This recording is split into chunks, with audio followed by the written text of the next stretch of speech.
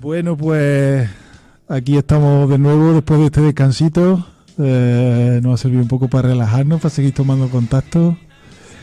Y pues bueno, estábamos comentando antes del descanso y durante el descanso, pues incidiendo un poco en la necesidad del trabajo personal, ¿no? Pero claro, esto del trabajo personal de autoconocimiento es algo que a los no iniciados pues les puede sonar un poco etéreo, ¿no? Un poco raro. Raro. ¿Eso en qué consiste? Hoy en día hay herramientas psicológicas verdaderamente prácticas para ese trabajo personal de autoconocimiento, ¿no? ¿Qué nos puede, de qué herramientas nos puede hablar o en qué sentido podríamos trabajar aquí en TT? Pues mira, hay muchas cosas. Bueno, comentábamos antes que hay muchas cosas por hacer, me parece, ¿no? En el conocimiento personal, bueno, pudiéndonos centrar un poquito en, decimos, pero los chicos, las chicas, por supuesto que sí, ¿no? ¿Qué idea de cuerpo? O sea, conocimientos teóricos, o sea, conocer un poquito teóricamente qué idea y qué mensajes de cuerpo nos ha transmitido nuestros modelos sociales, ¿no? En Occidente, qué se transmite en Oriente. Pero luego, ¿qué idea tienen de eso que hablamos de autoestima, de tal, qué idea se tiene de cuerpo, ¿no? ¿Cómo me relaciono yo con mi cuerpo? ¿Qué parte acepto? ¿Qué parte no? En el campo de la transexualidad es un eje fundamental. Eso por ahí. Un poco ver por dónde se respira. Es que no se apoya nada más que, bueno, vamos a ver, cambio de DNI, que una cosa importante, hormonación, aspecto externo y poco más. No, hombre, el campo invisible de la identidad, el campo de la personalidad, el campo de la autoestima es ese que nos puede dar las alas para volar y ser muy, muy, muy felices, o ese que nos puede ir hundiendo y que nos puede realmente ser un lastre importante. Eso en la gente joven. Y en las familias, en los padres, en las madres, hay que darle soporte, no solo ese soporte de los viernes cuando encontráis, cuando nos encontramos, cómo estás, cómo no estás, sino un soporte más de apoyo de que cómo estoy digiriendo emocionalmente como padre y como madre, cómo estoy digiriendo ese nuevo niño o ese nuevo chico que yo tengo, cómo me he despedido de mi hija anterior o de mi hijo anterior. Me he despedido adecuadamente, lo tengo ahí realmente he hecho un trabajo emocional. Eso es fundamental, porque es que si no, las cosas que no se verbalizan, que no se trabajan, que no se vehiculan, se quedan ahí y son un lastre para nuestra mochila que la vida ya es bastante compleja. Entonces, por centrarme ahí, esos padres y esas madres tienen que ser escuchados, tienen que escucharse, tienen que desfogar entre ellos y entre ellas qué sienten, ¿no? ¿Cómo me siento? Oye, pues qué bien. Porque hay que sentirse muy ligero, ¿para qué? Para poder ayudar a lo que más quiero, que es mi hijo y mi hija, ¿no? Porque la sociedad es fantástica, pero también es la selva. Y en el modelo social individualista que nos ha transmitido Occidente, en esta selva, solo los más fuertes, ¿no? Y en esta selva de individualismo, bueno, pues más que nosotros, mucho, tenemos que romper eso y hacer puentes. Bueno, por no enrollarme mucho, esas dos patas serían un trabajo emocional con el propio trans, la propia trans, muy importante, cada uno dónde está, cómo se va sintiendo y cómo se le puede ir apoyando. Para eso necesitamos también pues un pequeño banco de recursos, un pequeño banco de libros, que hay una cantidad de libros, de cuentos, de revistas, de cosas más divulgativas y a niveles más profundos que nos ayudan a conocernos mejor y a darnos herramientas, vídeos, documentales, películas. Un pequeño banco, ¿para qué? Para poderlo tener como referencia, para poderlo prestar, para poderlo... Y en el campo de la educación sexual, pues fijaros si es fundamental.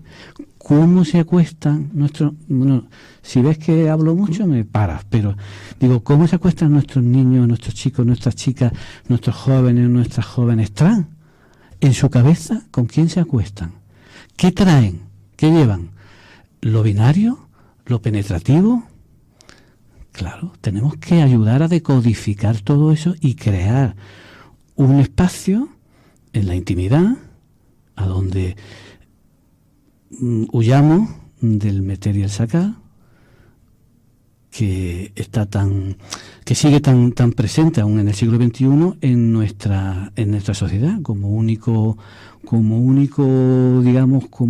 eje fundamental de lo que entendemos en sexualidad, ¿no? Parece mentira, ¿no? Que estemos en el siglo XXI y sigamos en el meta y saca. Sí, que realmente, claro, cuando es deseable, cuando es muy gustoso, el placer genital puede ser fantástico, pero no siempre y no en toda la gente, ¿no?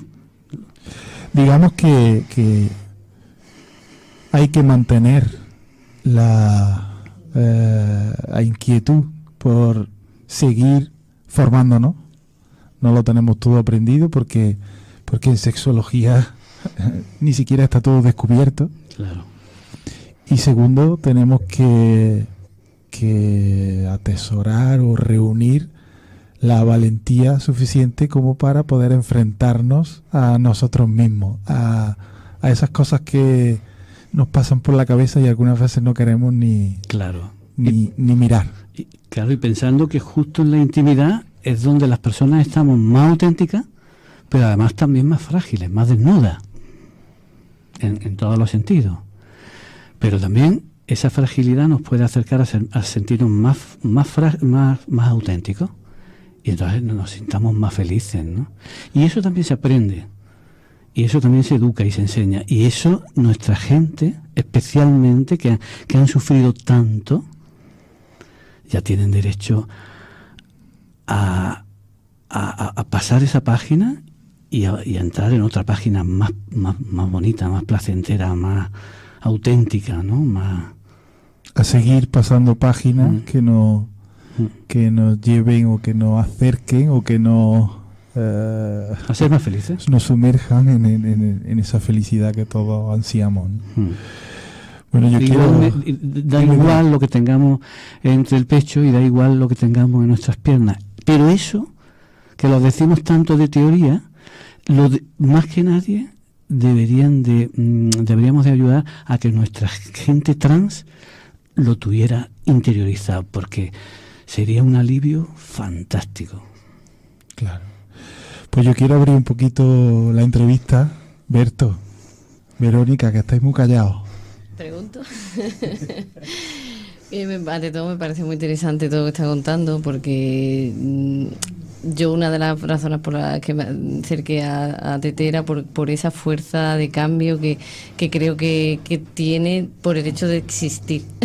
Entonces, yo quería plantearte una reflexión, si estás de acuerdo, si quieres profundizar en ella un poco. Por todo lo que tú has estado contando, entiendo que no estamos viendo al trans o a la trans como un marginado, sino como un privilegiado. Es decir, de alguna forma se ha situado fuera por una circunstancia, eso le da como una visión como desde otro lado, y que ese otro lado, de alguna forma, creo que es más interesante que él o ella se adapten a que influya en la sociedad en la que vive y le influya con todo eso que de alguna forma ha aprendido de estar en otro lugar. Entonces, ¿tú qué piensas sobre eso? ¿Crees que el camino de alguna forma? Que lo comparto, Verónica. La riqueza y la mirada que tiene una persona trans no la tiene otra. Jamás. Y el recorrido, cuando ya son adultos y adultas, ese recorrido de haber tenido unos papeles, unos roles y unas vivencias en femenino y en masculino son únicas. Y eso son una riqueza y un aprendizaje del que tendríamos que escuchar mucho. Y sin embargo estamos en la urgencia, claro, como bomberos, apagando el fuego, que también es importante, y se nos olvida realmente lo importante, apagando el fuego, que es que se normalice, que se adapten, que no sean excluidos, que se visibilizar. Eso lo hacen los bomberos y eso es urgente, pero olvidamos lo importante. Ese recorrido de riqueza, eso es único, ¿no? Eso es único en la construcción de la personalidad de los seres humanos, ¿no? Claro, único, no solamente, o sea, ya es la aportación que la diversidad tiene a la sociedad. Estos chicos y chicas se han tenido que enfrentar por por ir en contra de unos roles establecidos, se han tenido que enfrentar de lleno, han sufrido, y una vez apagado el fuego, a los demás nos debería o les debería servir para darse cuenta de que ellos son tan únicos como estos chicos trans. Que cada uno de nosotros somos únicos, diferentes, y que en el atreverse a ser lo que realmente eres va buena parte de la felicidad que la vida tiene guardada para ti. Claro, pero y en la línea de, si te entendía bien, Verónica, de la experiencia acumulada. Es verdad que el trans o la trans, yo me siento desde que tengo conciencia con esta identidad. Otra cosa es que lo exprese, no lo exprese, me lo permita, me atreva y tenga la herramienta, o si soy muy pequeñito. Pero de alguna u otra manera sí que he estado en unos papeles sociales de un estereotipo diferente a cómo me siento, y luego me identifico. Entonces, ese recorrido es doble y esa riqueza es única, esa no la tiene ninguna otra persona.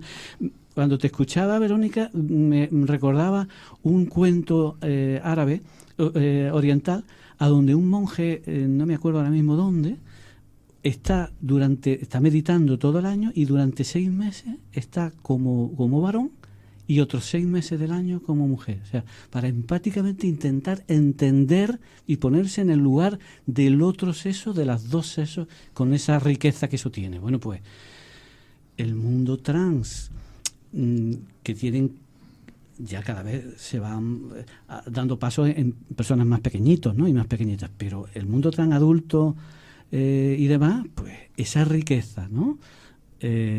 De esos dos estereotipos y esos dos papeles, eso es único, ¿no? Y bueno, me parece que y ahora mismo está desaprovechado porque, no sé, bichos raros, minoría, bueno, no sé.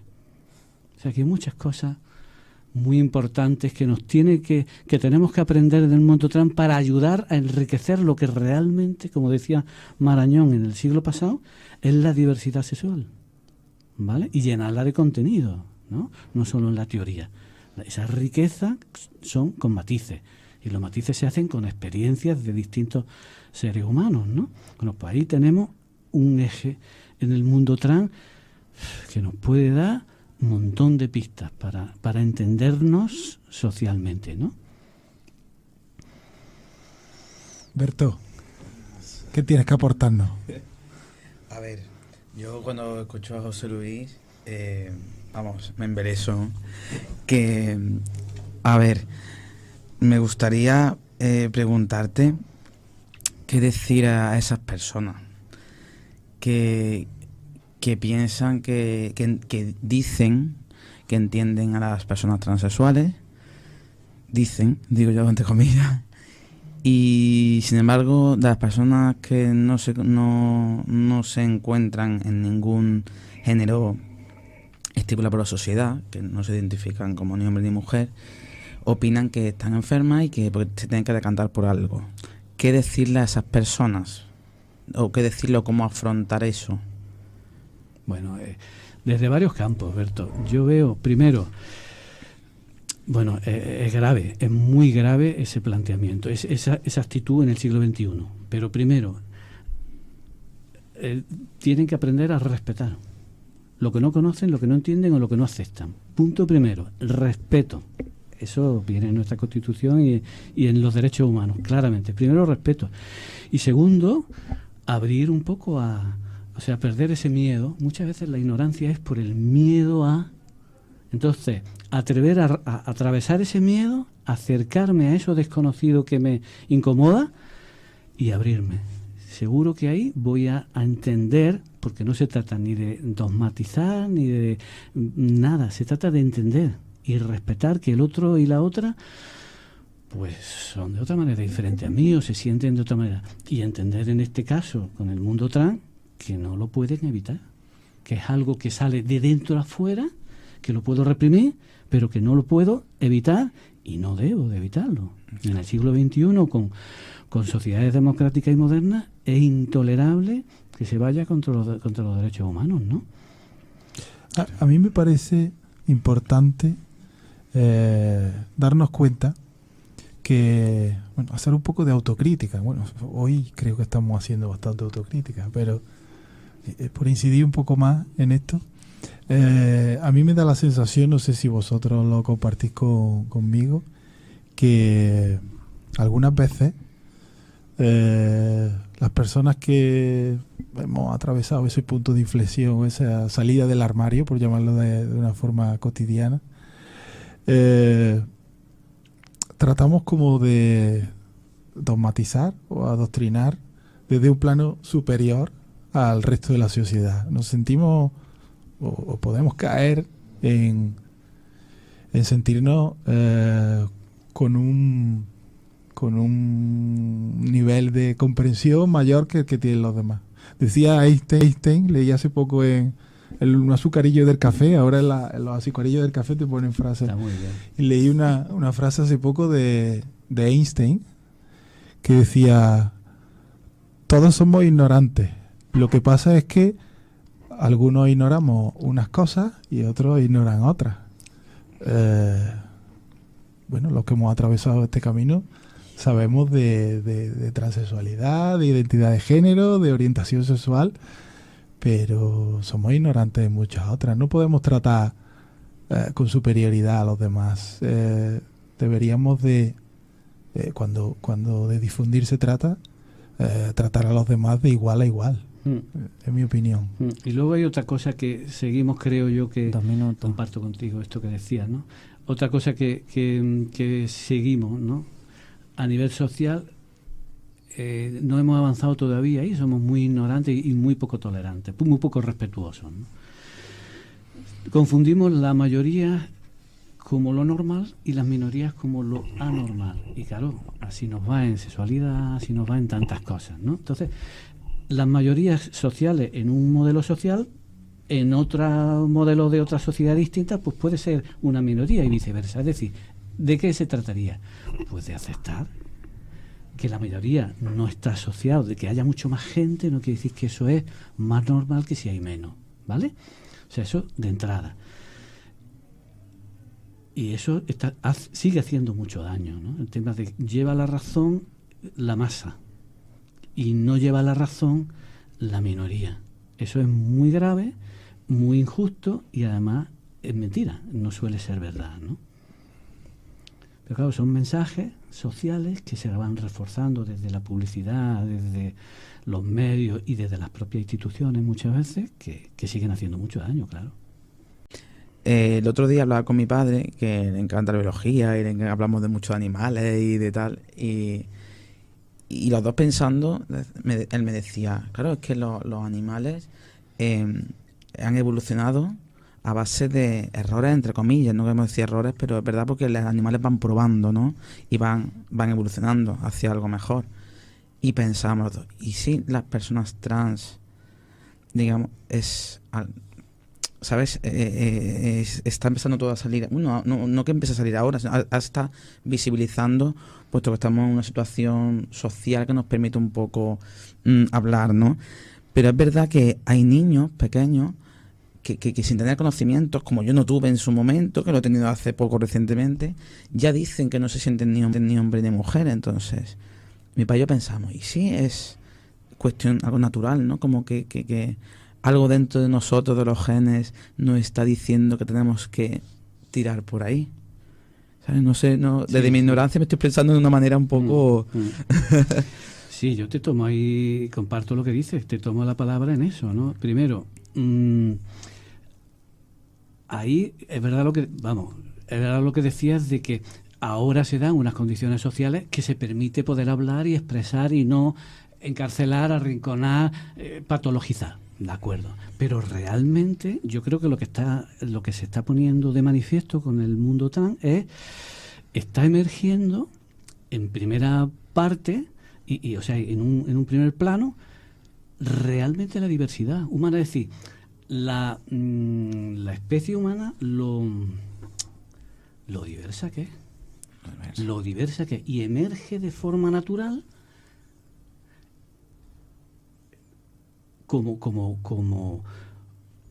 se va construyendo. ¿no? Es lo que quiero decir ahí. Entonces, pero es que esto ya, un visionario en ese aspecto, que fue Gregorio Marañón en el siglo pasado, ya planteaba que estábamos en plena dictadura, que era una influencia cristiana. Bueno, pues él planteaba que de dos polos nada, de lo masculino y lo femenino, que éramos verdaderamente un abanico.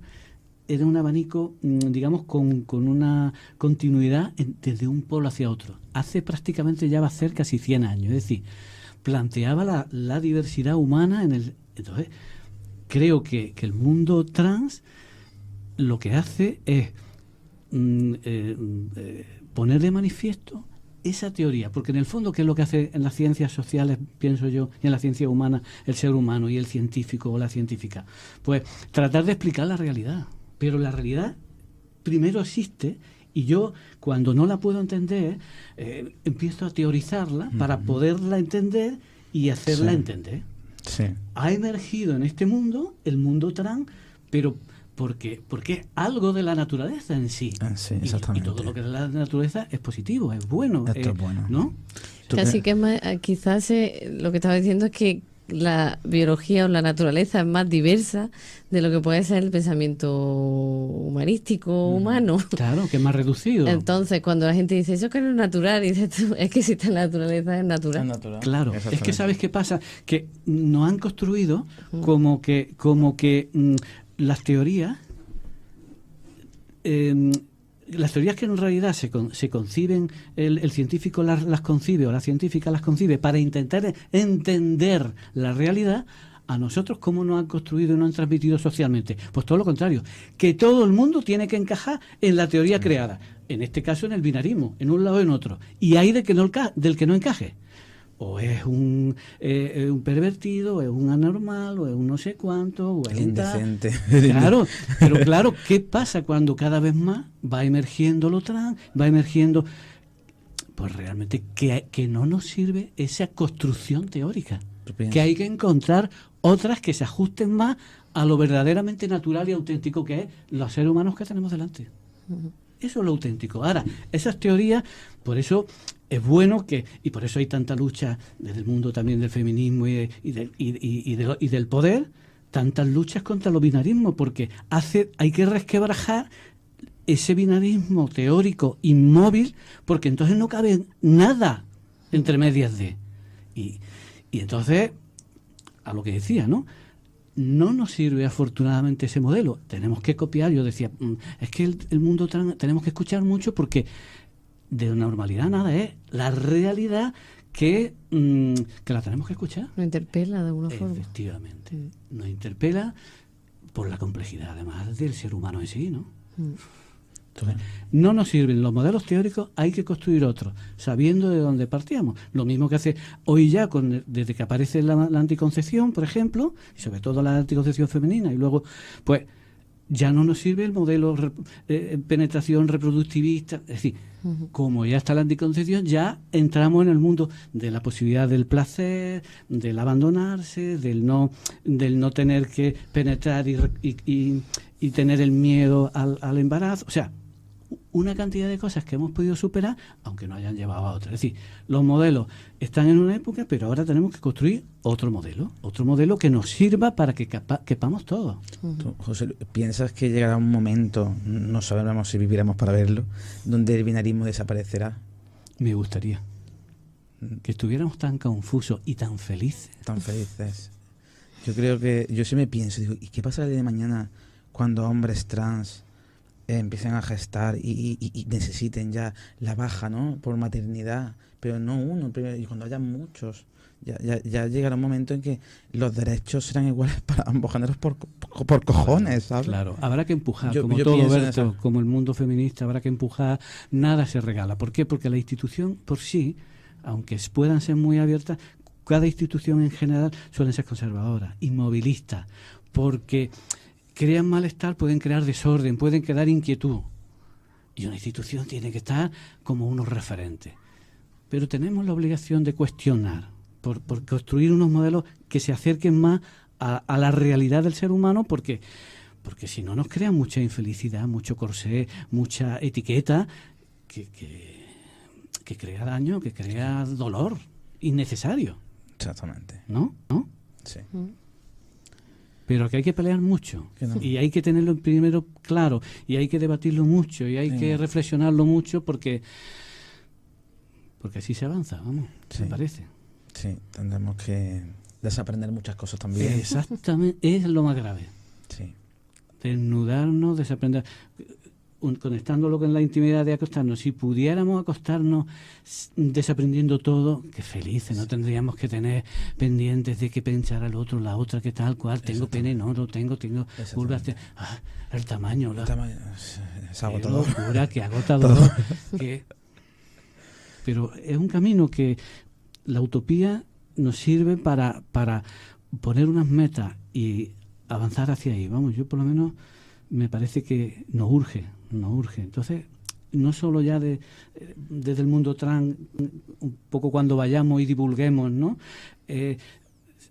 Tengamos claro y recordemos también, me parece importante, que ya no nos valen esos modelos binarios, porque el día a día nos dice que hay seres que no encajan en un lado o en otro, que somos más ricos y más. Tenemos entonces que construir otro modelo teórico para transmitirlo a las distintas generaciones, si es que tuviéramos que tener un modelo tan rígido, ¿no? Sí. A donde quepamos todos, ¿no? Yo pienso cuando mucha gente deja de pensar que será el apocalipsis, A lo mejor entonces ya es creo la que felicidad plena, es verdad. el no tener que saber que no fuésemos al bar y no tuviéramos servicios de chicos y de chicas. Un solo servicio. Ni de discapacitados, chicos, chicas, Ya, uno amplio, un poquito con sí. su puerta ancha para las sillas de ruedas, con su apoyo. O sea, menos clasificar, menos encorsetar y más abrir, ¿no?, un poco los brazos y contagiarse del diferente, ¿no? Sí. Que nos enriquece. Pero claro, eso es un camino, ¿no? Al principio nos da miedo. Nosotros iremos aportando granitos. Grandes montañas, Buah, porque el tiempo se pasa muy deprisa. Sí, bueno, sí, granitos que luego son montañas. Que parece que son granitos, pero luego cuando sumas... Cuando acuerdas. Ahí Uy. tenéis, hace 2 años no habíais existido, hace a primeros de semana, segunda y tercera página del Córdoba, TT, es decir, bueno, ¿por qué lo pone el Córdoba, que es un medio que tiene ya 100.000 lectores y lectoras en la provincia cada día? Pues porque sabe que su sociedad lo va a entender, no se le va a echar para atrás, visibiliza. Bueno, pero es magnífico, por esos pasos, como eso, 100.000. Y a la administración que suele estar en el campo del inmovilismo y del campo de lo conservador, porque... ahí hay también que mover un poco, ¿no? Pues vamos por ello. Estupendo. A mí me gusta mucho una frase que dice si tú cambias, todo cambia. Perfecto. Muchas veces con el hecho de entendernos a nosotros mismos, de trabajar sobre nosotros mismos, de reflexionar, creo que estamos aportando más granitos de arena de los que parece. Así que sigamos trabajando en ese sentido. Pues sí, Vamos allá. pues muy bien. Pues José Luis, vamos a ir terminando por el programa de hoy. Te agradecemos muchísimo tu presencia, el haber compartido con nosotros todo lo que tienes para compartir y lo que sigues compartiendo con nosotros aquí en TT Córdoba. Esperamos contar contigo un poco más adelante para el programa de radio y por supuesto... Para la parte 2. Por supuesto sabemos que contamos contigo en TT. Encantado y bueno, encantado, sencillamente. Y seguiremos o intentaremos emprender o tomar acciones para que eso de lo que hemos hablado hoy, de incidir en el autoconocimiento y en el autoconocimiento y en la comprensión, en la formación en nuestros chicos y en nuestra familia, pues emprender acciones concretas aquí que nos sirvan a todos los miembros de nuestra asociación y las compartamos por la radio para que podamos llegar a cuanto más gente mejor. Pues estupendo. Yo, en la medida en que os pueda ser útil, ya sabéis que contáis conmigo y bueno, y eso, que es muy importante que que después de este camino de sufrimiento, bueno, pues oye, ahora llegan otros campos donde uno pues se pueda sentir mejor, más aliviado y más feliz, ¿no? Pues muchísimas gracias y continuamos. José Luis acaba la entrevista aquí, pero nosotros vamos a continuar con una tercera parte de este programa. Hacemos un descansito y volvemos enseguida. Estupendo, buenas tardes.